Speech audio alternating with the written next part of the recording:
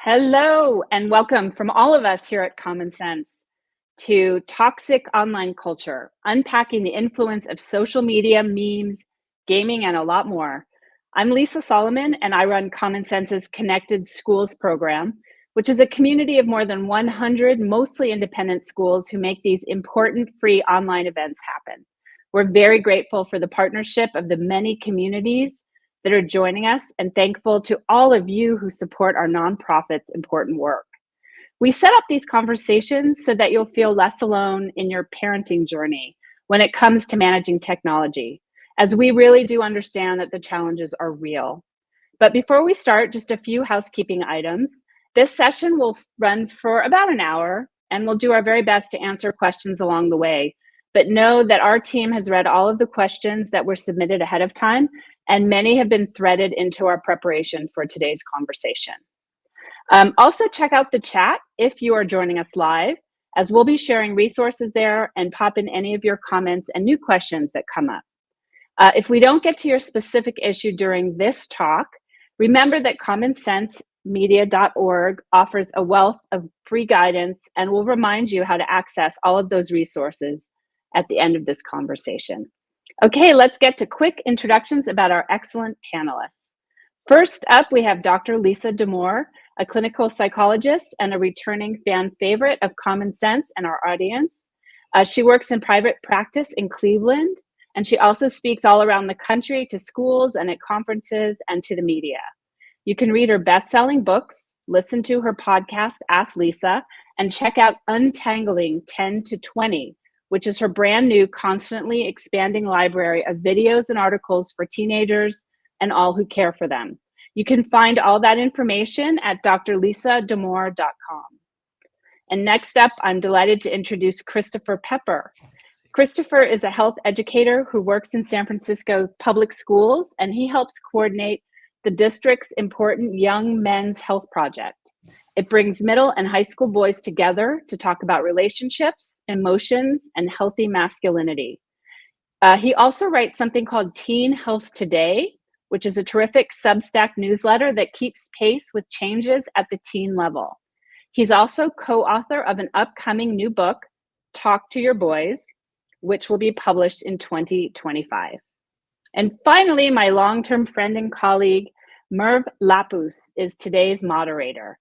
He is Common Sense's Vice President of Education Outreach and Engagement, which means, among so many other things, Merv and his team work with thousands of school districts and a wide network of educators across the country. Merv's committed to establishing supportive learning spaces for all children and families to thrive in our world that's filled with media and tech. And Merv also has 2 kids of his own, so I know that he's particularly interested in this conversation and getting guidance from our great panelists. So Merv, I'm going to hand the reins over to you. Thank you so much, Lisa. So very excited to be here with you all. Welcome to this evening. This has proven to be a very, very popular topic, and I hope we can get through the conversation and all of the questions that have come in. I imagine that there is a lot of fear out there about this topic, but we want to help by really talking about the reality of what's going on and give you tips for opening up really constructive conversations.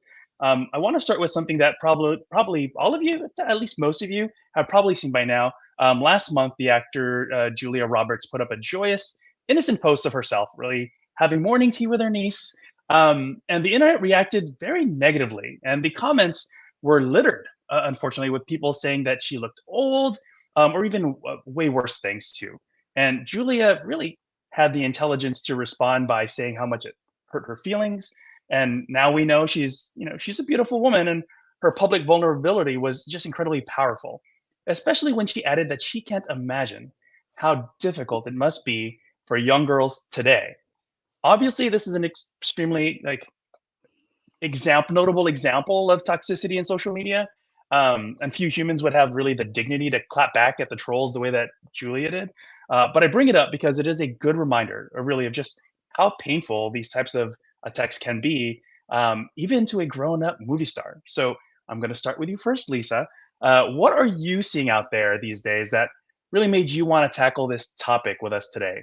Right? For the sake of this question, can you maybe talk to the perspective of girls and how they're feeling? First of all, thank you all for having me. I love being with you all, and I just have so much respect for the work you do and use it in my own parenting. I have a 20-year-old and a 13-year-old, and a lot of what we say when it's time to find out if they can watch something, well, not my 20-year-old, but my younger kid, I'm like, well, check Common Sense Media and see what they say. So you're just key in my family life. To which she says, yeah, it's my age plus 3, is sort of her view on things. But in terms of girls and the toxic online environment, there's a few different versions of this story. So one is what Merv is talking about, where kids are just hard on each other, or people in online environments are just hard on girls about questions of appearance, about how they look, commenting heavily, being unkind. And it can be either very overt or it can be sort of subtle commentary that is meant to harm and does. Another form of toxic online environments for girls really is the stuff around body image. And one of the things that actually does keep me up at night when I think about social media is the force of the algorithms. That when any of us are using online apps of any kind, um, a huge amount of data is being collected on what we look at, what we like, what we scroll past quickly, what we search for, what we spend time on, comment on. And all of that data is loaded into a giant equation, an algorithm that chooses what we see next with the aim of making it something we cannot turn away from. What this means for teenagers is if they spend any time looking for something that's not so healthy. So in this case, let's think adolescent girls and looking for content about weight loss or body image or fitness or any of those things, the algorithm quickly picks up their interest. And what happens is it then floods their feed with that content. They get post after post after post about fasting or supplements or how to lose weight quickly and, image after image of ultra fit and ultra thin bodies. Okay, this is not good. And the reason it's really not good for teenagers is that teenagers' norms change their behavior. So what they see as being normalized shifts how they think about themselves and what they do. So little kids and adults, we're not so vulnerable to the norms around us. We sort of do our thing a little bit more reliably, whereas teenagers are more fluid in their identities. And so what happens is if they see image after image after image of ultra thin, ultra fit women, usually for girls when they're searching, it changes their perception of how bodies should look and how their body should look, and it changes behavior. So we saw this explosion of eating disorders, actually in girls and boys in the pandemic. And we really, though, we don't always want to chalk everything up to social media on this one, especially with the algorithmic nature of what kids were looking at. There's broad agreement in my field that that was a real factor in driving a rise in eating disorders. So when I think about toxic online content for girls, it's sort of, unkindness and then stuff around body image and the harm that can do. Totally. I mean, I just think like I've got 2 young girls of my own, and I'm thinking through these things all the time, especially as they and their friends are exposed to these things. And these are conversations we have, and it's oftentimes not very easy to have, but it's so important to have. And I think about then also just kind of the young men in my community and their friends. And so, Christopher, you've been doing work supporting the Young Men's Health Project, and so I'd love kind of your perspective in terms of like, what are you seeing out there in boys that is causing you some concern? Thank you. And I do want to say thank you for having me here. I really, like Lisa, lean on Common Sense Media as a resource. As a parent myself, I have a 14-year-old and a 21-year-old son. And, it's one of the places that I really count on for support. What I'm seeing with boys is, particularly around school, a lot of boys are saying that they don't necessarily feel like school is a place for them, that they're not connected to a trusted adult at school. We're seeing that play out with academic scores, that a lot of boys, they're not kind of keeping up with girls in terms of academics during K-12 school. And actually a lot more girls are going to college now and completing college than boys. So that is a concern kind of as I think about the future, that we're going to potentially end up with a world where there's a lot more women with higher education than men. And that creates some concerns for me as thinking about just a member of society. A lot of boys just say that they're feeling really lonely and struggling to make friends. I think if you, like Lisa and I, have kids who are in this age group where they lived through the pandemic and school closures during the pandemic, I think taking some extra care to teach skills around making friends is something that we should be doing very concretely. And so when I think about boys and they often get a phone and are expected to kind of navigate their own social arrangements pretty early, but don't necessarily have the skills to maturely handle making and maintaining friendships, or making and maintaining even social plans. So really, think about that as kind of a lesson that you could teach, like how do you make a friend? How do you maintain a friendship? How do you keep in touch with someone? How do you make plans that are concrete enough that you actually show up at the same place together with someone and are able to visit in person? So those are some specific skills that I think we adults can teach. And I've been really fortunate for the last decade to be coordinating a program where we have boys groups in schools. And I have become a firm believer that young men are really eager to talk about masculinity and what it means to be a man today.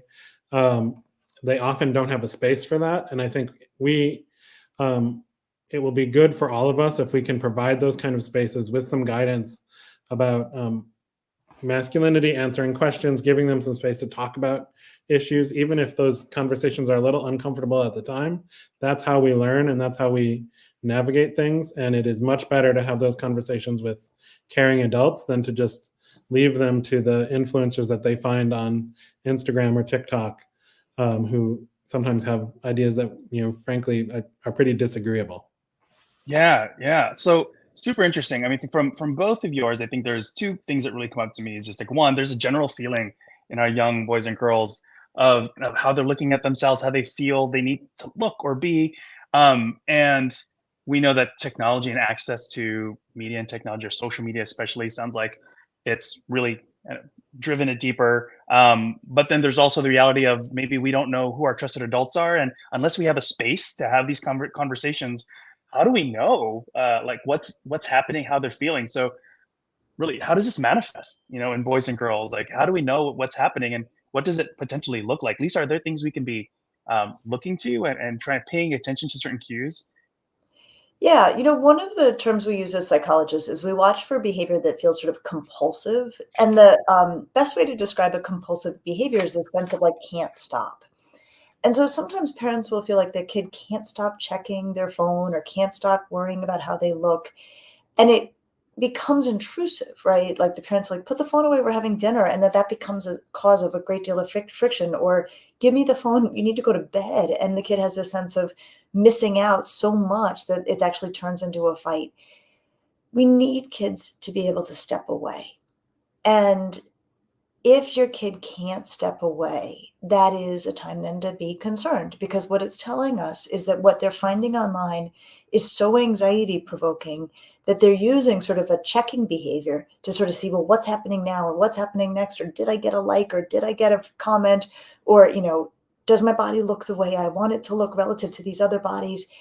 And that sort of spun up compulsive behavior tells us that this is taking up too much space in their world, that there are benefits and values to social media and connection online. But if it's leaving kids feeling really anxious and needing to check and stay on top of things all the time, it's taken on a relationship for them, taken on a meaning for them that is definitely more kind of net negative.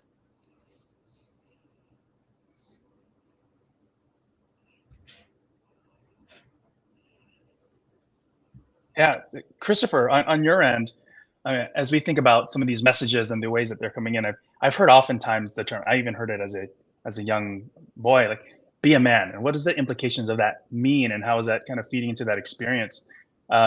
Any kind of insight to how we should be thinking, being that that's part of the messaging that young boys hear all the time? It sure is. Sometimes people use this, talk about toxic masculinity. I've been using a term that I think is a little more exact, which is restrictive masculinity. This idea that what it means to be a man has a very narrow definition, and that it kind of keeps you in a little box where there's only a few things that are okay to express. And for boys who step over those lines of that box, sometimes they face criticism, teasing, bullying. Sometimes they even face violence.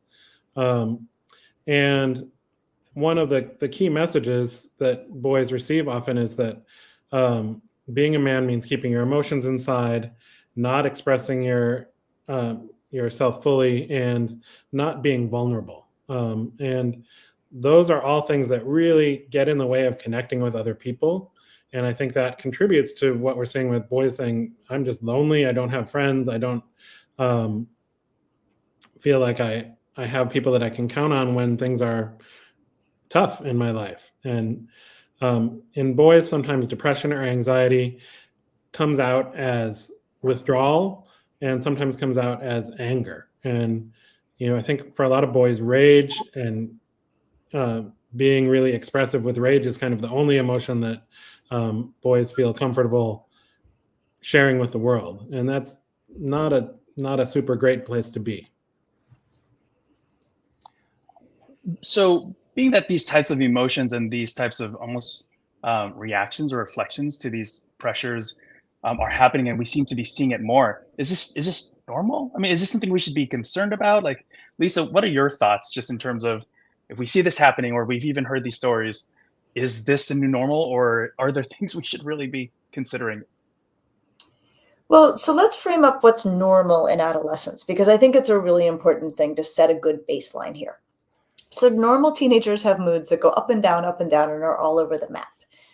So we don't really worry about those. That's how teenagers have always been. That's how we were as teenagers.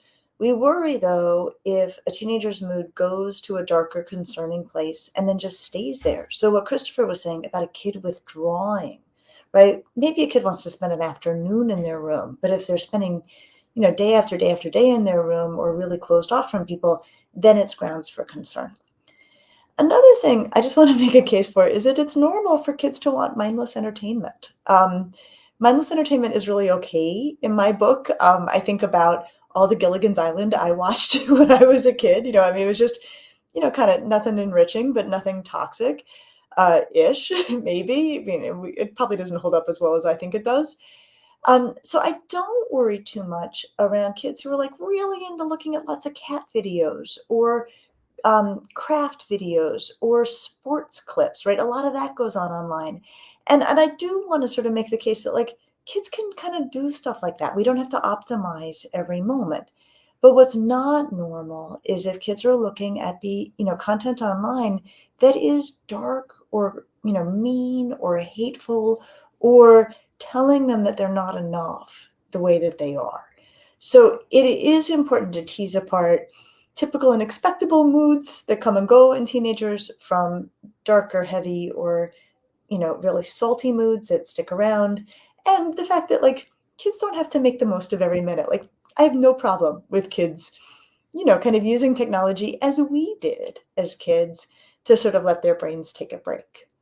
Yeah. One of the things you mentioned earlier, actually, is just, there's something, it's okay to be mindless. And sometimes we look at our kids that are all day playing video games, oh, they're just being mindless playing video games.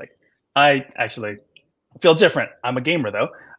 But with that, also know there's just a lot of exposure to a lot of these types of tropes or ideas about women, or about young men, especially in kind of the online game space. What's your experience, and how you kind of think about women in gaming, and the experience that I've heard a lot of unfortunate situations of how they've, women are seen in the gaming industry, or as they're playing these types of big games, how they can be portrayed. Any thoughts on just how that affects young women? It's a pretty important conversation to have, because I think we think gaming and boys, right? We don't necessarily totally include in that. And actually lots of girls game. And just to make the case for it, there's benefits to gaming in some ways, especially for girls, when we measure very significant differences in spatial skills, which are not innate. We see this as a practice effect. one of the major factors we think is that boys are much more likely than girls to engage in gaming where they use a 2D environment that is actually, a fabricated 3D environment, and this helps their spatial skills. And when girls do more gaming, we actually see their spatial skills increase. So it's not all bad, but there is a whole universe of banter that accompanies gaming through, the platforms themselves or through platforms that kids are using simultaneously, where kids are incredibly loose in the language they use. It can be incredibly crude, incredibly abusive, wildly, filled with slurs, and mean and harmful, and then often just joking, which makes it really hard for kids to stand up for themselves or stand up for one another. And I think that in those environments, girls can really be on the receiving end of a great deal of cruelty. They're not the only ones on the receiving end, but again, it gets normed in those environments, and then the guardrails are gone. Yeah. Oh man. So we know that boys spend a significant amount of time, at least when we look at the data. Like, it's not just boys, girls too, but boys tend to spend a lot of time on these gaming platforms. What's the experiences that they're running into, Christopher?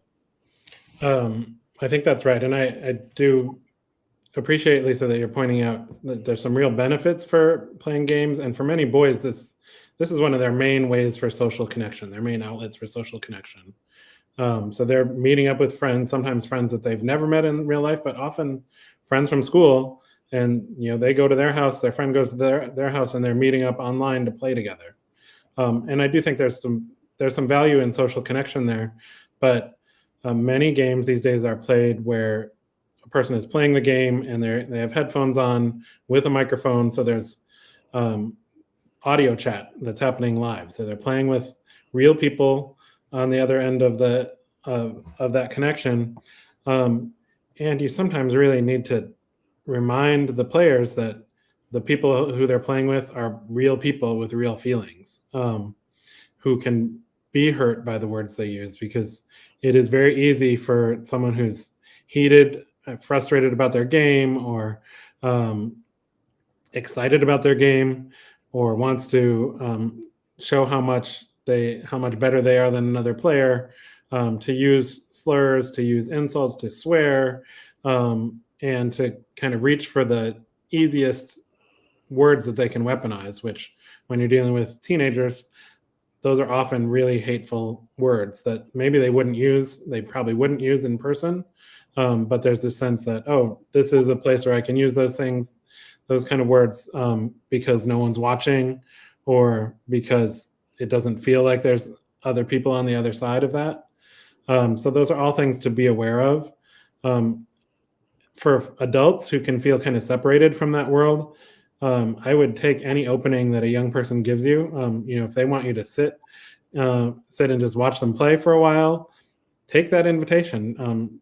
Get as close to their world as you can, and learn about what's going on. Some adults like to learn how to play the games themselves and navigate it that way. But it can feel pretty separated. They're just games. They're just people playing games. Adults can learn how to play those games, or at least learn how they work. And Sure. if it's something your kid cares about, it is worth taking the time to learn about their world.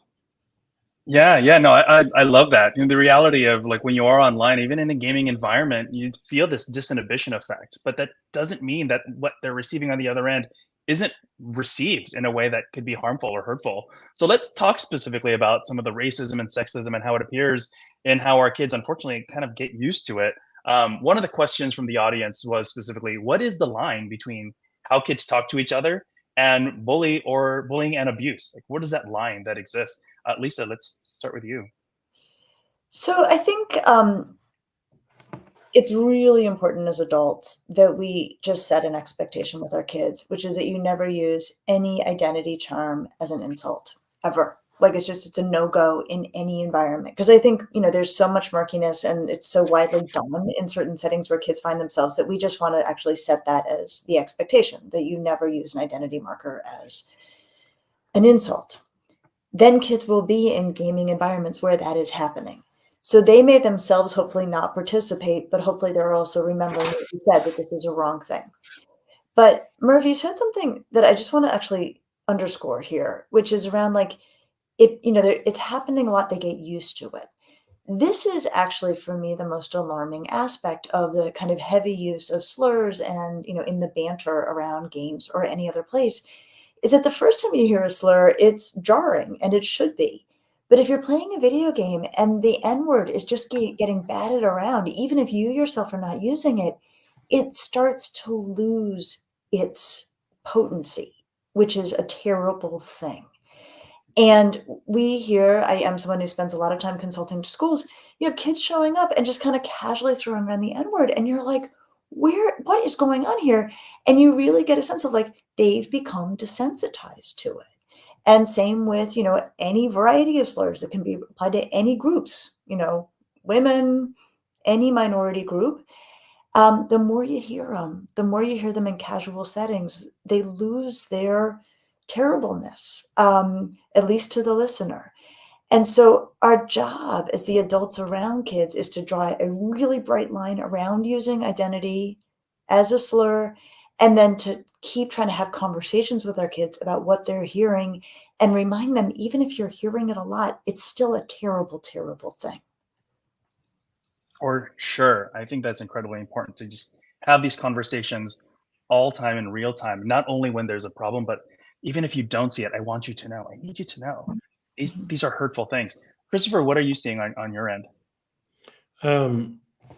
I think a lot of the formats that young people love right now, TikTok and YouTube Shorts, Instagram Reels to a certain extent, they're short form video that people go through very quickly. So you can consume a huge amount of content in a short amount of time. And it's sort of this effect of just scrolling, and often looking for something that's funny or something that's unusual. And so it looks like kids laughing and looking for funny stuff.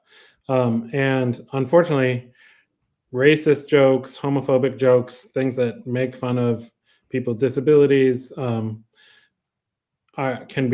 they can slide in there right next to a video of a cat falling into a pool or something that's just light humor. And it can normalize things that in another context would be really upsetting. So you have that, and you have it in this context where there's no adult there usually to sort of step in and say, oh, I think that went too far, or even to just ask probing questions like, why do you think that's funny? And it can just kind of, I think the word normalization is the right one. I'm writing a book right now called Talk to Your Boys, and my co-author, Joanna Schroeder, has kind of developed an expertise around this, about how algorithms can slowly, often through memes and jokes, lead people to more radical views, and has some great advice on her website about how adults can kind of step in and be aware of that and intervene. Yeah, I mean, I'm a father first. As much as I love my work and love having these kinds of conversations, I'm always thinking about like my girls, and I love to think that I'm able to get in there and have these conversations with them first before it becomes kind of normal, right? And like I mentioned earlier, so my two girls, they're 11 and 13, and I can't imagine kind of them being subjected to these kinds of issues or challenges, and how pervasive they feel. It's honestly one of the biggest fears I have. So I want to help them by really kind of developing this kind of pause and think mentality. Really, if you have an uneasy feeling or something just doesn't feel right, you're usually pretty right about that. And so I want to make sure that I'm hearing what they're saying, and that I'm recognizing that it is important to pause and really take stock of what you're hearing and what you're considering, and just know that you have a place, to come and talk about those things. I think is incredibly important that we're able to help them unpack these types of feelings, even though they're happening all the time. I think that's right. But I also, Merv, I just want to say, you said 11 and 13. Let's talk a little bit about age here and what kids should be even having access to at various ages. So I am not a big fan of kids having social media before age 14 at the earliest. I do think that social technologies can play a key role in how kids stay connected to their peers, and being connected to one's peers is important. Usually, though, it starts with texting. Texting can get kids pretty far. And so I really think that it's, if a kid comes to an adult at 5th or 6th grade or sometime after that and says all the plans are being made on, texting, which may very well be true, and I don't know what's happening without texting. I think that's a moment when an adult can consider saying, I'm open to giving you texting, but no social media apps, no browser, and the phone never goes in your bedroom, which in that moment they will agree to. And then I like to see how kids do on texting. And for me, in some ways, texting is like JV social media. So if your kid handles it well and is really restrained and doesn't get into anything icky, and connects largely with kids they like and know, when the time comes, you can feel better about social media. If your kid ends up in the meanest text thread ever, or the most out of control group chat ever, or, creates those things, don't give them social media. So I think that's a way to sort of slow things down, see how they're going, let a kid have some form of connection, and then push it as far down the line developmentally as possible. And then, Merv, to get to your thing about like them being exposed and being able to talk and see it and understand these things in a different way, there's a neurological watershed around age 14. Girls are a little on the earlier side, boys on the later because of puberty, that brings about skepticism, and the capacity for it. And so when you're raising a kid, your skeptical 14-year-old can be kind of annoying because they just don't buy any more of what you're selling.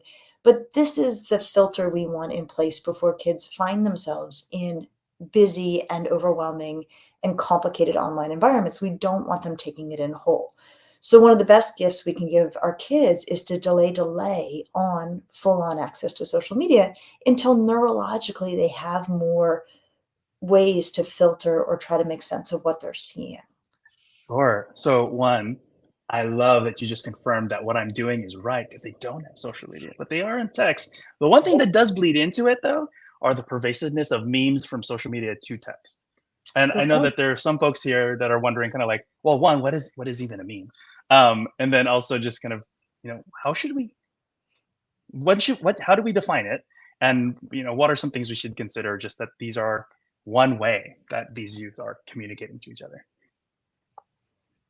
What is a meme? I mean, memes are often just a still picture or an image with text over it. And in some ways, it's kind of a sophisticated way of commenting on the media.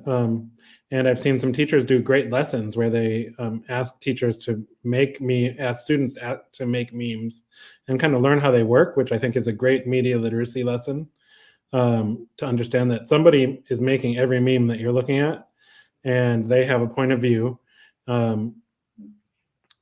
This again is a place where often memes encourage racism or are making fun of one group of people, or making fun of a specific person. So it is a place to kind of proceed with caution. But young people are going to see memes, and I think doing some media literacy to Yeah. help them understand how they can interpret those and why some of them work and why some of them are funny and make a point and why some of them don't work. I think that's all great learning for young people who are going to be encountering these things. So actually, on top of that, then, you know, a meme in many ways, but also problematic even like in a broader sense. I have to mention Andrew Tate because he's become a real factor for parents who may or may not know who or even understand who he is or what he is. So I'd love if we can give kind of a little overview. I mean, not to perpetuate what he stands for out further, but it's important to know what's out there and what's informing how young men see themselves because of it, and even how young women are on the receiving end because of it. So, Christopher, first, maybe you can tell us, who is Andrew Tate to us? All right. Andrew Tate is an online influencer. He's a self-proclaimed misogynist. He's become incredibly popular with some boys and young men. And his basic story that he gives to the world is he has a vision of masculinity and what it means to be a man who's successful. It involves making a lot of money, having a lot of showy cash, having fast sports cars, and having access to women and being able to have sex or romance a lot of women. Any woman that they desire will kind of fall at their feet. That's sort of his message about what it means to be a man and be successful in the world. So, Lisa, with all the research that you do, and I'm sure you've run into this, like, Yeah. what can you add? Okay, well, so there's two kinds of research. There's some good survey research we have out of the UK, which is horrifying. And then there is the what I hear as I make my appointed rounds visiting schools. So last year, this time, research was released in the UK where 16 to 17-year-old boys were surveyed. 8 out of 10 had viewed Andrew Tate stuff. And most alarmingly, 45% of them were good with it, had no problem with it, liked it. So this is, of course, incredibly alarming. In the US, I don't know of any survey data, but I will tell you, I know we're looking at the same situation. And the way I know is that often when I'm visiting schools, the faculty, often middle school faculty, will bring up with me, we're having this problem. Our 6th grade boys are coming in, talking Andrew Tate, saying slurs to our girls. And the first time I heard this was about a year ago. And I was like, oh my gosh, this broken school. And then I heard it from several other schools all around the country. There's no part of our country, I think, that is untouched by this. It doesn't matter how progressive and fabulous the school is. This is a very real factor and something that needs to be taken seriously and talked about. So if we know this, and we're seeing this, like, what is his appeal? I think he's really figured out a way to talk to boys about these things that they're interested in and kind of telling a story. A lot of boys feel like they're struggling right now. If they feel like, oh, this world, it's so hard to make things work in this world, he offers an easy explanation about why things are, and he basically puts the blame on feminism, puts the blame on women, and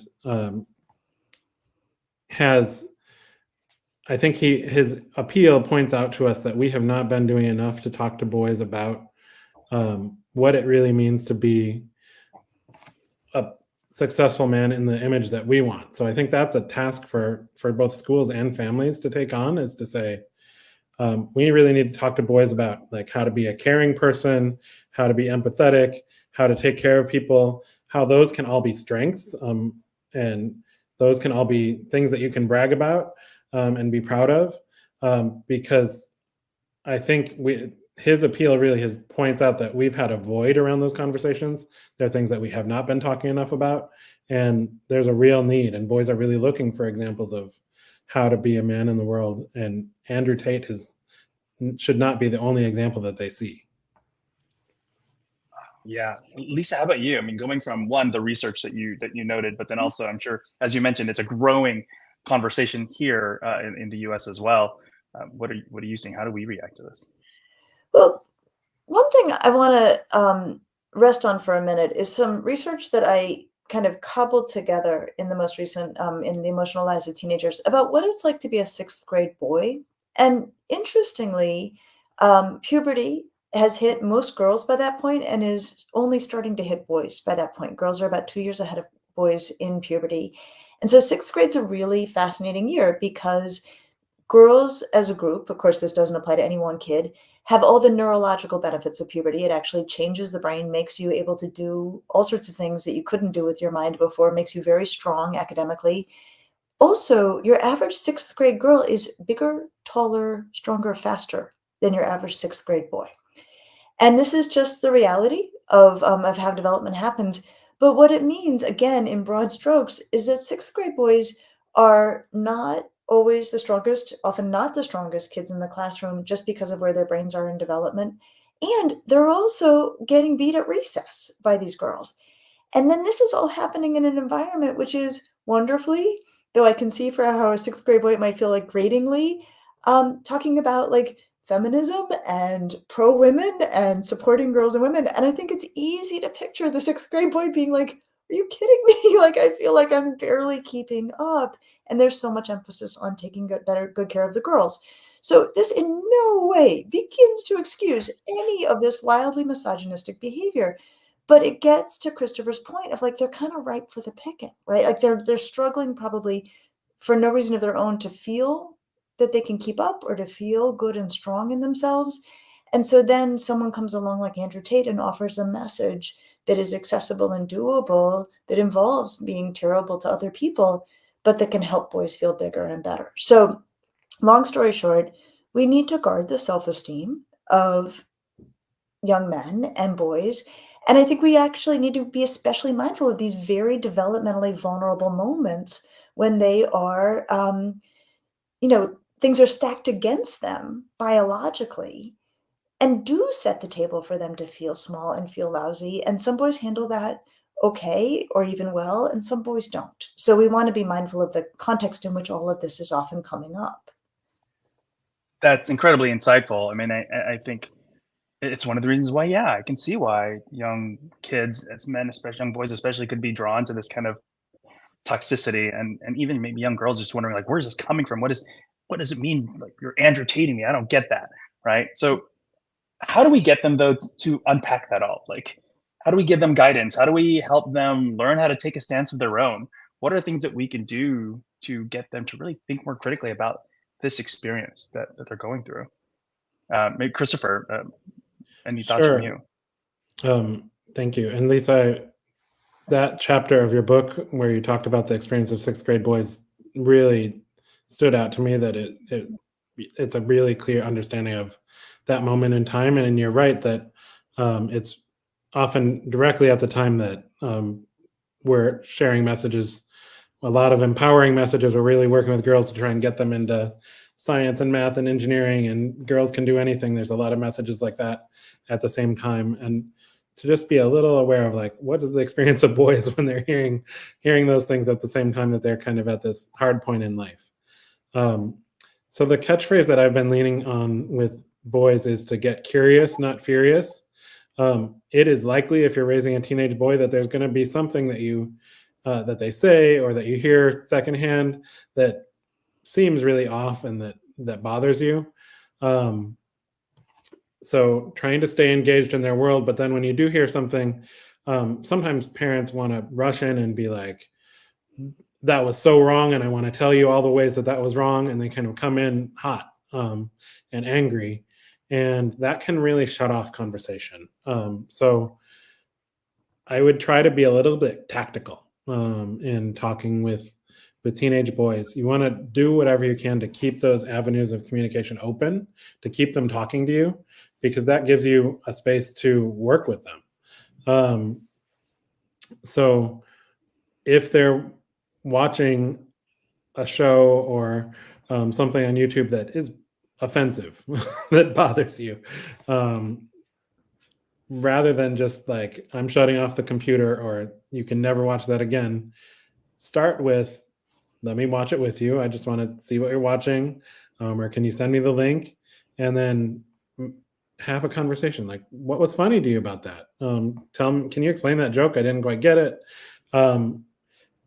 Enough so that you have space to kind of explain your values. And I would get clear about your own values. If you think that women and non-binary people are equal to men, say that very clearly, and make that clear that that's something that's important to you to have recognized in the world. We don't want to do there's a real temptation among teenage boys to become kind of stoic and silent, and we want to try and prevent that as much as possible. We want to keep boys talking, engaged in conversation, and with this idea that you can change your mind, you can experiment with something and then let it go when you realize, oh, that's not actually the thing that I believe in the world. And to celebrate when they are vulnerable, when they're helpful, when they're empathetic, maybe doing some of these things that we kind of are coded as feminine traits, to celebrate those just as much as we would if they scored a 3-pointer on the basketball team. Like, celebrate them being helpful, celebrate them being good friends, celebrate them being kind. For sure. Lisa, how about anything to add to that? I think it's very hard probably to come to a session like this and then not want to just like say to your kid, like, oh my gosh, your phone, right? Like, oh my gosh, your phone, right? I mean, of course, that's going to be the reaction. And of course, also, we're in this interesting generational thing. Like, I'm 53. We didn't have this technology at all as adolescents. And so it's very easy to feel like it's all bad and the phone is bad. Here's what I'm aware of. Teenagers love their phones and they love the connections they have with their peers through their phones.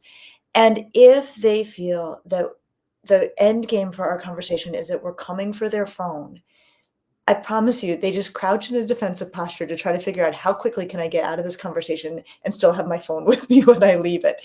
So I think it's really important that we enter these just, with curiosity. I love what Christopher said about get curious, not furious.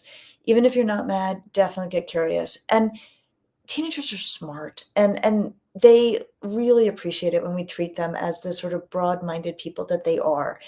And so I would have a repertoire of questions like, look, I didn't have this when I was a teenager. I don't really get what it means to you. I will never probably really get what it means to you. But like, what are the best parts of your phone? Or what is the best part of TikTok? Or what is the best part of Snap? Like, what do you love about it? And like, ask for real. Make it clear that there's not a gotcha in the ask. And then if you've really listened and taken that in, first of all, you're going to get an education that you need because this is important to your kid and you're going to want to know why. Then you can say, what don't you like? Or what doesn't work as well for you? Or if you could get rid of some aspect of this, what would it be? And if you have been earnest on the first question, you will get an honest answer to the second question.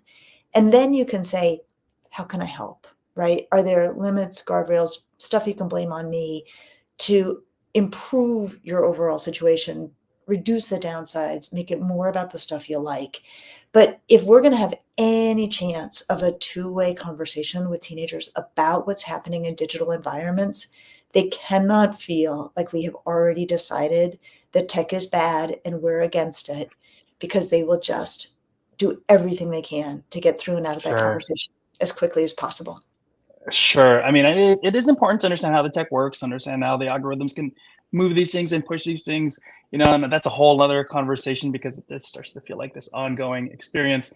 One of the big topics that we've actually got a lot of questions on, that, I've also seen just again within my circle and friends and my kids, is this question of how all this ongoing conversation then leads to even the way you look at yourself, right? Not just the experience of what you think is becoming normal or the way that kids are talking that make you feel a little awkward, but now I'm starting to feel a little self-conscious, and body image has become big challenge, whether it's on TikTok, YouTube, whatever media platforms. Girls in ways we know, and boys now in increasing ways, are becoming more increasingly attentive to the way they look at themselves. How do we address those kind of issues? And we are getting close to time, so it's like this is an important topic. I wanted to get to it, but would love, Lisa, what should we be thinking about this, being that is a big concern? It is a big concern. And, it's interesting, when we were teenagers, it was like, look at this model in the magazine and unpacking that. And now you're like looking at the girl you sit next to in class, right? And she's, put a lot of effort into a very carefully crafted image. I think this is, again, the value of having older teenagers before they're exposed to this, because then you can say, like, tell me about that photo. Like, what do you make of that? Or what's that about? Or what's that for, right? They're going to see it.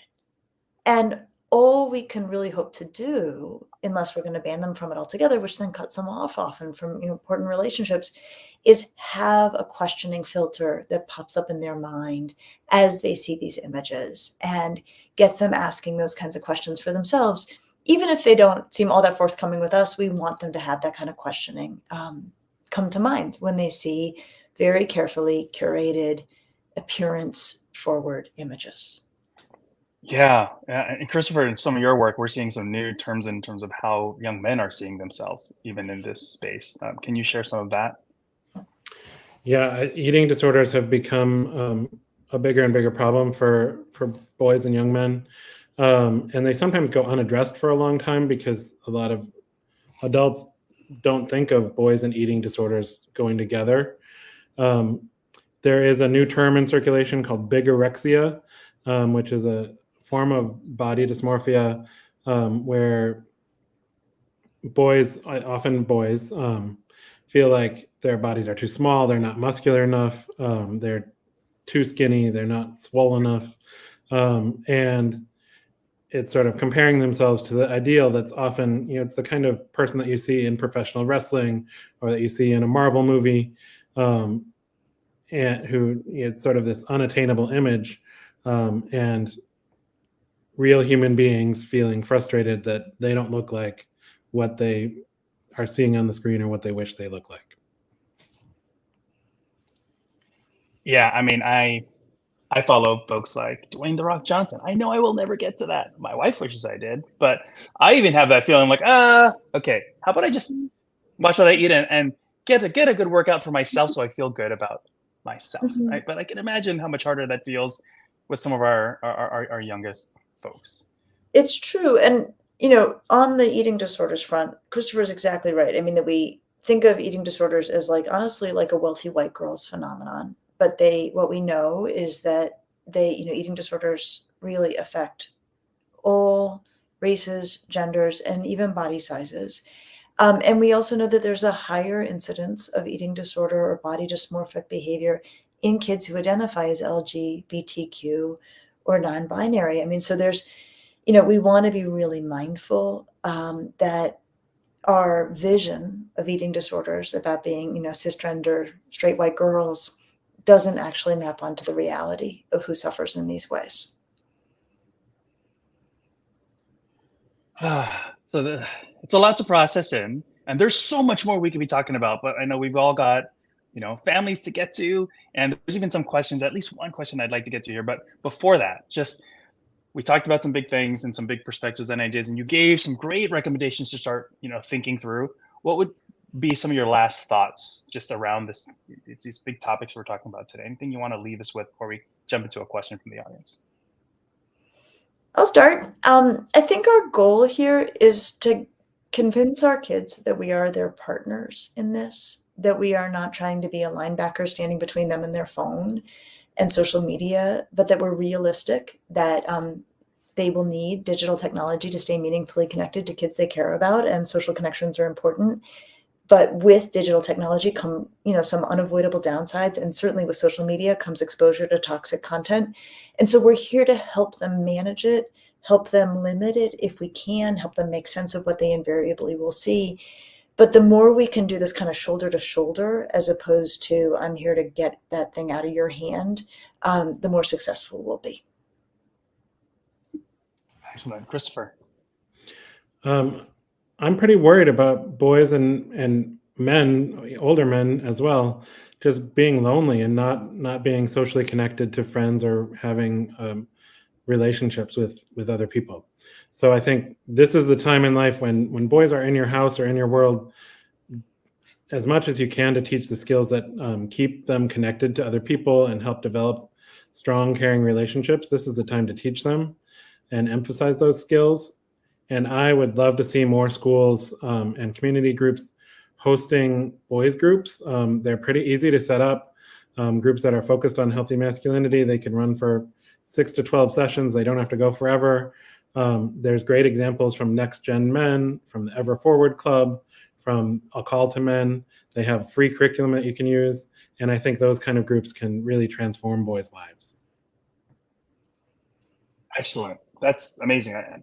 I wish that we had some of those experiences even growing up for myself. That would have been awesome to have that space. And I actually have a twin sister. So we would both have appreciated those types of spaces just through the experiences that this is growing up, and for all the good and the challenge. So we had a big question come up because one of the big platforms, so we talked a lot about social media and different forms of media that these types of messages are coming down into the lives of our kids and our families. And one major platform, which is still where most kids spend a lot of their time, is around YouTube, especially around the YouTube Shorts, where you don't really need an account or parental approval to really get access to these. And it is rife with some problematic stuff. How do you feel about watching YouTube videos compared to other social media? And really, what age do you think watching YouTube is going to be okay? Christopher, we'll start with you. I think for adults, just being aware of what YouTube Shorts is, it's short form video. Most people, I think, look at YouTube Shorts on a phone. It's going by very quickly. And if you can, to sit with your young person and just say, can you show this to me? Can we slow down? Let's pretend we're putting it on slow motion, and we're just going to go through and watch a video and then talk about it for 10 seconds before you go on to the next one. Just to build in that little bit of reflective skill, trying to ask what they like or don't like about these videos. This is a place where sometimes the offensive content slides in right next to the silly content. And it's that way where it's a little bit insidious, where it can make things like racism seem like a joke. And that's the thing that we want to disrupt. We don't want this to be a joke or something that just slides by uncommented on or unaddressed. And that's a place where you bring in your values and talk about your values, but have it be a discussion. And you're trying to prepare young people for a world where they're going to be taking in media their whole lives on their own, and you want them to have some awareness of how to think about it. Yeah, just pretending like it's not there. I always say, like, hope is not a strategy. So, like, how do we talk about these things? Lisa, I would love your perspective on YouTube and YouTube Shorts, especially with all of your work and research around this.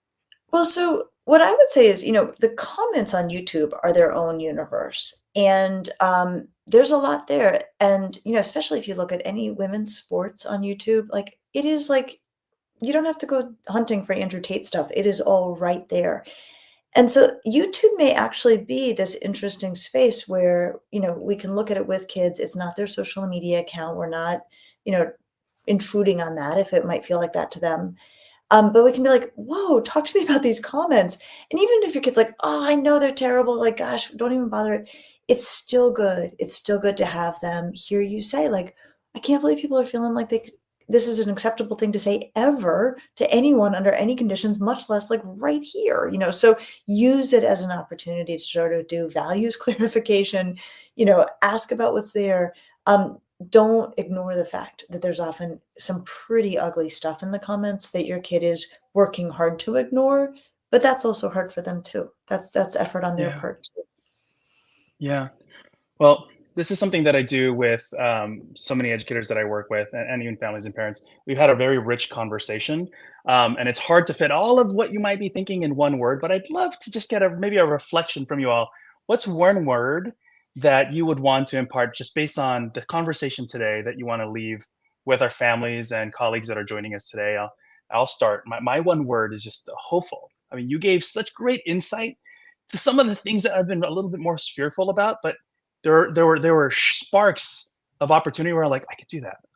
So I feel hopeful. Christopher, how about you?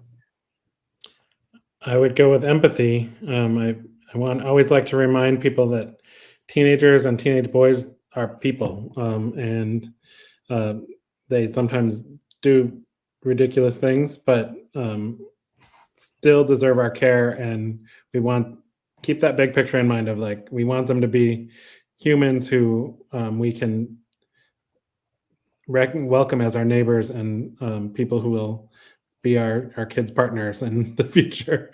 And we want them to be good people in the world.